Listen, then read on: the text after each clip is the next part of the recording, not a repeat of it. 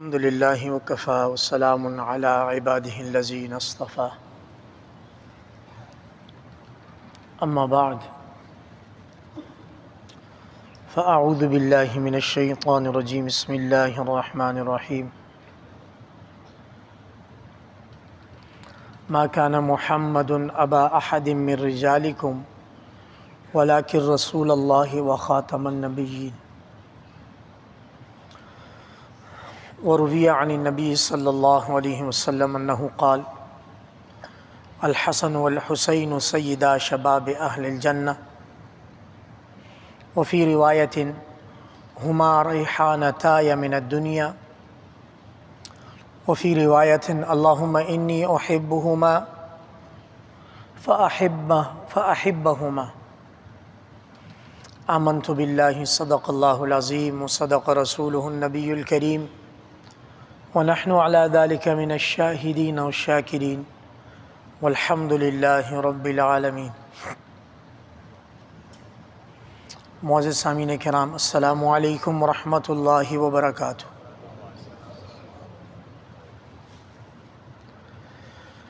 ماہ محرم الحرام سن 1446 ہجری کا دوسرا جمعہ ہے۔ گزشتہ جمعے کو کچھ تذکرہ سیدنا عثمان رضی اللہ تعالیٰ عنہ اور اس کے بعد زیادہ تذکرہ سیدنا عمر فاروق رضی اللہ تعالیٰ عنہ۔ آج انشاءاللہ ہم سیدنا حسین رضی اللہ تعالیٰ عنہ کی ذات اقدس اور ان کی سیرت کے بارے میں کچھ بات کریں گے۔ عمومی طور پر اس وقت امت میں سیدنا حسین رضی اللہ تعالی عنہ، جو کہ نواسۂ رسول، جگر گوشہ بطول، ابن حیدر کرار اور خود بہت اعلیٰ اور بے باک شخصیت کے مالک سیدنا حسین بن علی رضی اللہ تعالی عنہ، ان کے حوالے سے عوام الناس میں سوشل میڈیا پر دو چیزیں زیادہ مشہور ہیں۔ نمبر ایک، ان کا بچپنا۔ امت کے تقریباً اکثر افراد حضور صلی اللہ علیہ وسلم کی سیدنا حسن اور حسین سے محبت سے واقف ہیں کہ حضور صلی اللہ علیہ وسلم کی سیدنا حسن اور حسین سے بڑی محبت تھی۔ کچھ جھلکیاں ہم بھی آپ کی خدمت میں رکھیں گے ابھی۔ اور پھر سیدنا حسین کی شہادت کے بارے میں، واقعہ کربلا کے بارے میں، اور ان کی مظلومانہ شہادت جس میں ان کو بڑی تکلیف دی گئی، اس حوالے سے بڑے تذکرے ملتے ہیں۔ اور یہ تذکرے رطب و یابس، سچ اور مکس باتوں کا مجموعہ ہوتے ہیں۔ لیکن امت میں یہ سیدنا حسین رضی اللہ تعالیٰ عنہ کی ذات اقدس کے بارے میں یہ دو چیزیں مشہور ہیں۔ ایک ان کا بچپنا اور دوسرا ان کی شہادت۔ درمیان کا جو پیریڈ ہے اس کے بارے میں نہ کوئی بات کرتا ہے، نہ کوئی مطالعہ کرتا ہے، نہ کوئی اس کو بیان کرتا ہے، الا ماشاء اللہ کہ اللہ کسی کو توفیق دے تو وہ سیدنا حسین کی مکمل سیرت کو بیان کرے۔ آپ یہ دیکھیں، سیدنا حسین کی ولادت ہوئی ہے نبوت اور ہجرت کے 57ویں سال اور ہجرت کے 4 سال بعد۔ نبی کریم صلی اللہ علیہ وسلم کی عمر مبارک 57 سال تھی تو سیدنا حسین کی پیدائش ہوئی، اور ہجرت کے بعد وہ 4تھا سال تھا، اور ان کی شہادت ہوئی ہے جب سیدنا حسین رضی اللہ تعالیٰ عنہ کی عمر مبارک 56 سال تھی۔ بچپنے کے 6-7 سال نکال دیں اور واقعہ کربلا کا آخری لمحہ نکال دیں یا آخری 2-4 مہینے نکال دیں تو یہ زندگی کے جو 48 سے 50 سال ہیں ان کا تذکرہ کہاں ہے؟ سیدنا حسین نے کیا کیا، کیا کیا کارنامے انجام دیے، کیا ان کی صفات تھیں، وہ اٹھتے بیٹھتے کیسے تھے، وہ بات کیسے کرتے تھے، فیصلہ کیسے کرتے تھے، قرآن مجید کی تلاوت کرتے تھے نہیں کرتے تھے، نماز پڑھتے تھے پڑھاتے تھے، خطبہ سنتے تھے یا خطبہ دیتے تھے۔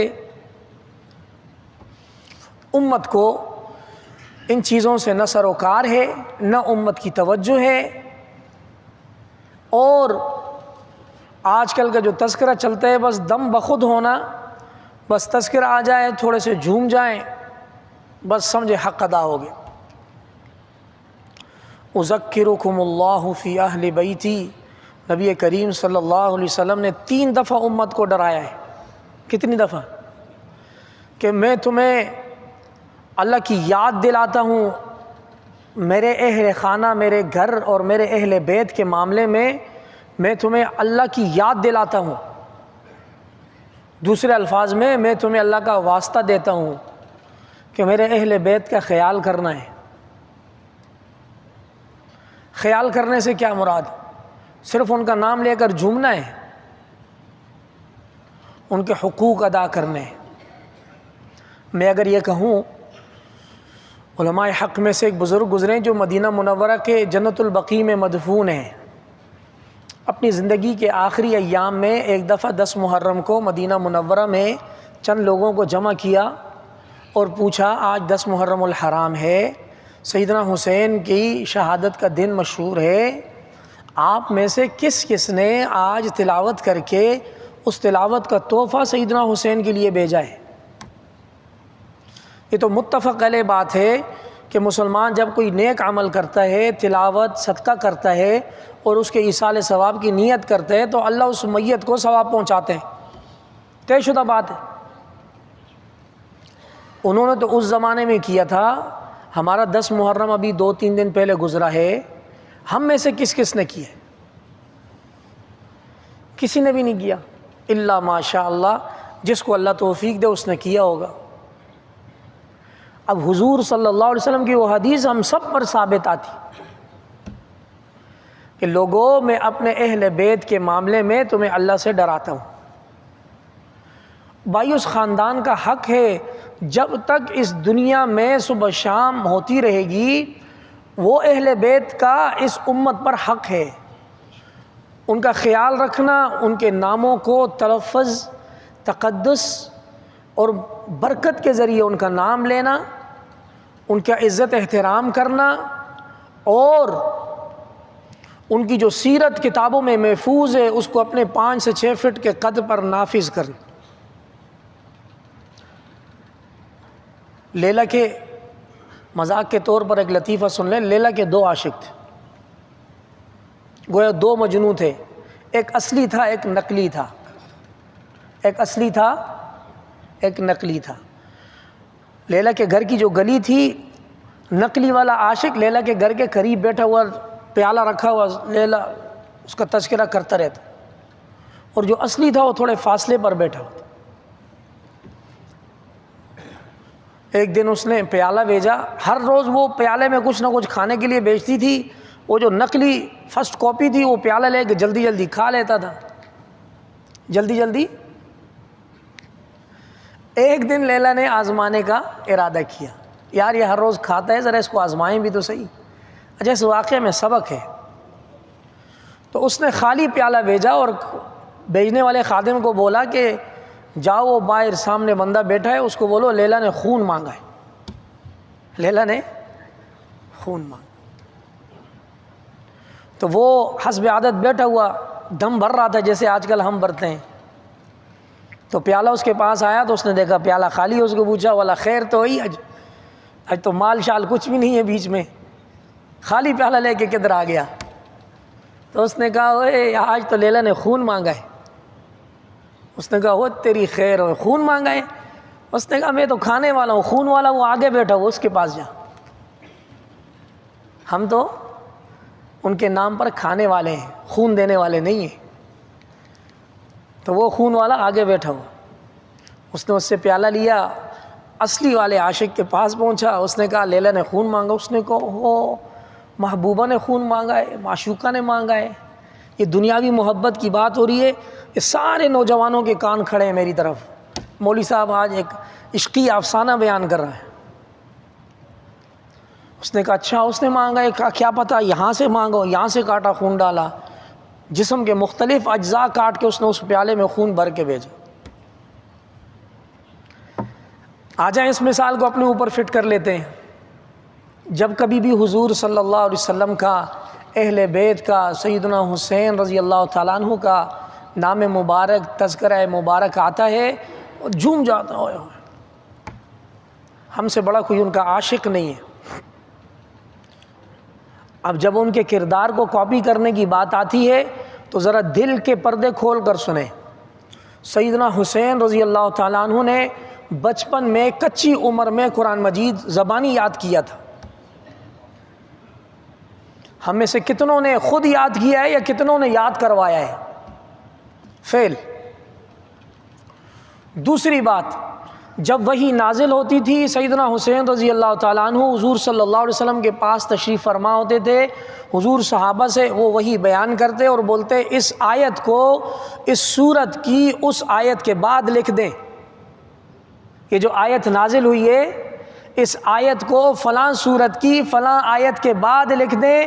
سیدنا حسین وہاں بیٹھے بیٹھے زبانی یاد کرتے تھے۔ یہ حسینی کردار ہے جس سے امت تقریباً ناواقف ہے۔ وہ بچپن کے واقعات جو کہ سچے واقعات ہیں وہ میں بیان کرتا ہوں، اور شہادت درمیان میں جو 56 سالہ زندگی، مبارک زندگی میں درمیان میں جو کارہائے نمایاں ہیں کسی کو نہیں معلوم، نہ ہم معلوم کرنے کی کوشش کرتے ہیں۔ سیدنا حسین کے بارے میں مستند روایات سے مروی ہے، آپ نے اگر کبھی غور کیا ہو قرآن مجید کی 7 منزلیں، کتنی؟ رکوع پارا سب کچھ اوپر لکھا ہوتا ہے، سائیڈوں پر لکھا ہوتا ہے، بالکل نیچے لکھا ہوتا ہے منزل نمبر 1، وہ منزل نمبر 1 6 پارے چلتی ہے۔ قرآن مجید کی 7 منزلیں ہیں، پہلی منزل مکمل ہوتی ہے سورہ نساء، جہاں 6 پارے میں پوری ہوتی ہے وہاں 1 منزل پوری ہوتی ہے۔ سورہ مائدہ سے دوسری منزل شروع ہوتی ہے جو کہ 11ویں پارے میں جا کر سورہ توبہ کے اختتام پر دوسری منزل پوری ہوتی ہے۔ سورہ یونس سے تیسری منزل شروع ہوتی ہے جو سورۃ النحل میں 14ویں پارے کے بالکل آخر پہ جا کر مکمل ہوتی ہے۔ چوتھی منزل وہاں سے شروع ہوتی ہے سبحان الذی اسریٰ بعبدہ سے، جو کہ 19ویں پارے میں سورہ شعراء کے قریب جا کے ختم ہوتی ہے۔ 5ویں منزل وہاں سے شروع ہوتی ہے جو کہ جا کے 26ویں پارے میں سورہ قاف کے پاس ختم ہوتی ہے۔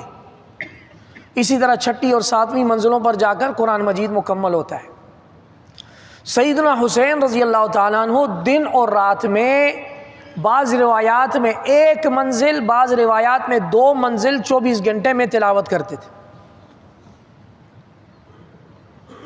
یہ ہے حسینی کردار۔ کیا ہے؟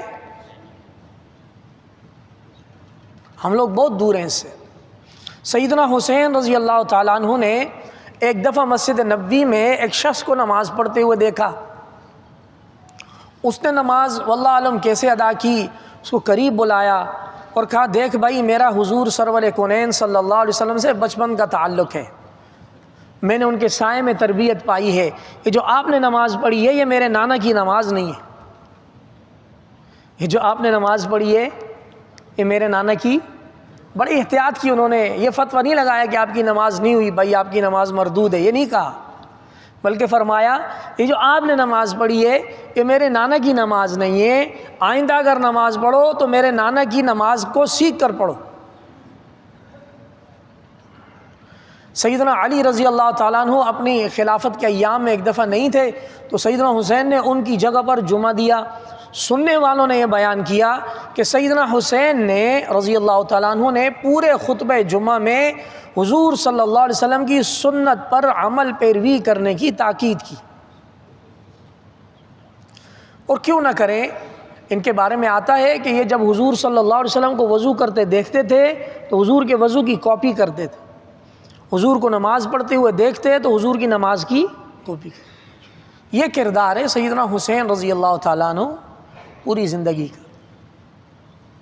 آگے چلیں، تواضع انکساری ان میں بے تحاشا تھی۔ دیکھیں مسلمانوں میں اقتدار کی جنگ کا ہونا، خلیفہ مقرر ہونا، امیر المومنین مقرر ہونا، یہ حضور صلی اللہ علیہ وسلم کے خاندان کے شایان نشان ہی نہیں ہے. یہ لوگ بہت آگے کی منزلوں کے لوگ ہیں. مسلمانوں کی جو سیاست ہے یا مسلمانوں کی جو اقتدار ہے یا مسلمانوں کی جو حاکمیت ہے، یہ تو ان کے پاؤں کی دھول ہے. تواضع اور انکساری ان میں ایسی کوٹ کوٹ کے بھری ہوئی تھی کہ ایک دفعہ ایک سفر میں چلتے ہوئے کسی غریب نے، مسکین نے ان سے کہا کہ ہمارے ساتھ بھی 2 لقمے کھا لیجیے. پروٹوکول چل رہا ہو، کوئی اپنے پروٹوکول کو توڑتا ہے. چنانچہ سیدنا حسین نے اس کی فریاد سنی، آئے وہیں زمین پر بیٹھ کر اس کے ساتھ کھانا کھایا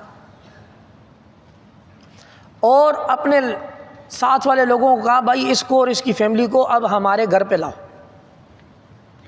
اس کے ساتھ زمین پر بیٹھ کر اس کے ساتھ اس کی نہج کا کھانا کھایا کہ جب اپنا کردار دکھانے کا موقع آیا تو اس فقیر مسکین کو بادشاہوں والا کھانا کھلایا اور تحفے تحائف دے کر رخصت کیا کہ آپ ناراض نہ ہوں، کہیں ہمارے سے کوئی آپ کے حق میں کمی کوتاہی ہو تو معاف کیجیے.